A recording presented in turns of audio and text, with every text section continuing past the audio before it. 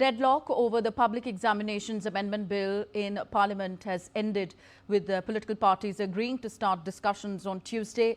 Monday also witnessed repeated disruptions in both the houses over the same. Opposition is adamant on discussion over the alleged police action in student protests. Amid the ruckus, Union Minister Jitendra Singh introduced the Public Examinations Amendment Bill in the lower house on Monday. DD India's Vishal Barristow has filed this report. When the lower house assembled at 5 in the evening, the opposition led by the Congress party stormed the well of the house. Parliamentary Affairs Minister Kiren Rijiju tried to convince the opposition but failed. मैं बहुत दुखी मन के साथ कह रहा हूँ।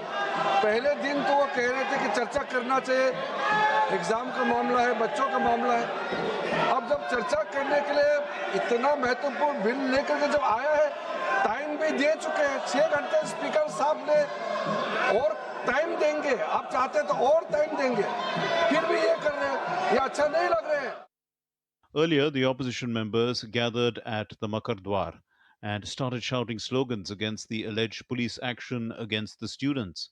The opposition, led by Priyanka Gandhi from the Congress party, demanded withdrawal of FIRs against the agitating students. When the Lok Sabha assembled for the day at 11 a.m., Speaker Om Birla congratulated India's star weightlifters Mirabai Chanu, Channamban Rishikanta Singh, Raja Muthupandi, and para-powerlifter Jhandu Kumar on winning medals at the 23rd Commonwealth Games in Glasgow, Scotland. In the lower house, when the Speaker tried to take up the question hour, the opposition members raised the issue of alleged police action during students' protest.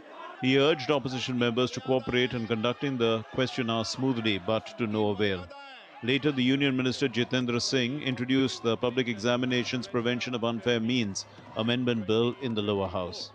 Adhyaksh Mahoday, I rise to move for leave to introduce the Public Examinations Prevention of Unfair Means Amendment Bill 2026 to amend the Public Examination Prevention of Unfair Means Bill 2024.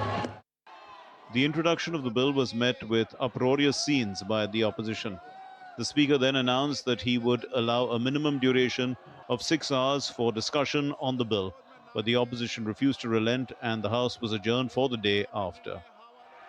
The same story was repeated in the upper house as the opposition repeatedly stalled the proceedings of the House, refusing to discuss the Prevention of Insults to National Honour Amendment Bill introduced last week. After the resignation of Dharmendra Pradhan, an announcement by the Prime Minister that a new amendment bill would be introduced in the lower house on Monday, there was hope that positive discussion would be held between the opposition and the government on the future of the students. But the opposition made its intentions very clear by staging a dharna here at the Makar Dwar. And now, after repeated disruptions, both houses of the parliament had to be adjourned, and another day has gone waste. With cameraman Naveen in Parliament, this is Vishal Barristow for DD India. And DD India's Vishal Barristow joins us on the parliamentary proceedings. Good morning, Vishal. Can we expect the government and the opposition to debate the Public Examinations Amendment Bill constructively today? Well, a very good morning to you, Tanvi. The government has always been quite willing and forthcoming as far as discussion for the students is concerned, and they have time again been asking the opposition to participate and be a part of the democratic setup of the country.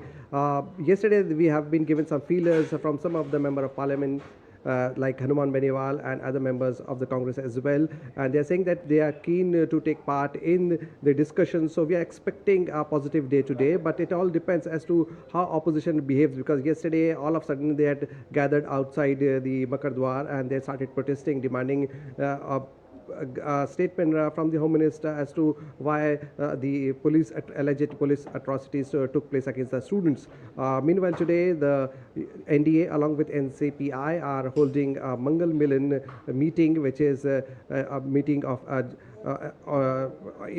the MPs from both houses of the parliament. it is being led by the Prime Minister himself. Also attending are the Home Minister, the Defence Minister, and other senior members of the BJP, and the NCPI, which is a breakaway faction of the TMC. 20 MPs have broken away from their parent party and they have joined the NCPI. They are also attending this meeting, and a strategy is being prepared as to how the government should take on the opposition in both houses of the parliament. And we know that the Treasury is very, very keen that this legislation should be discussed and enacted in the parliament. Okay, the proposed legislation seeks to strengthen the legal framework against paper leaks and examination malpractices. We have had the NDA Mangal Milan meeting previous Tuesday as well, last Tuesday. So apart from the strategy, is there going to be an awareness campaign or things like that with which even the nation is apprised of what this bill is all about? Well, absolutely.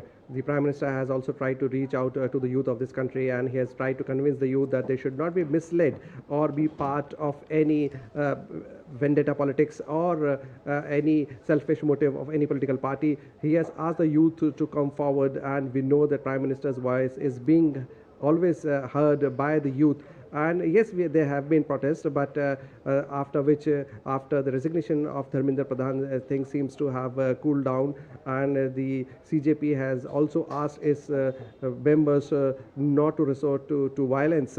And today, in the Mangal Milan meeting, it would be decided, a strategy would be formed as to how to reach out more and more to the youth of this country, because it is not only about the parliament. Yes, an act would be passed here for the future, but it is about conviction that the youth of this country should have faith they should have in the government, and the government has made it very clear that the foremost priority of the government is the interest to safeguard the interest of the youth of this country. So it is going to be a positive day, as the feelers tell us.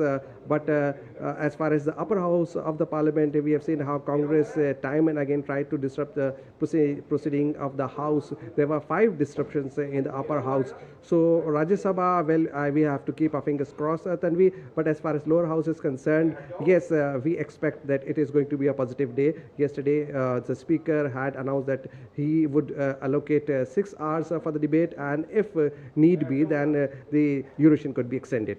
Okay. Thank you very much, Vishal, for all those updates. Vishal Barrister reporting from Parliament House, New Delhi.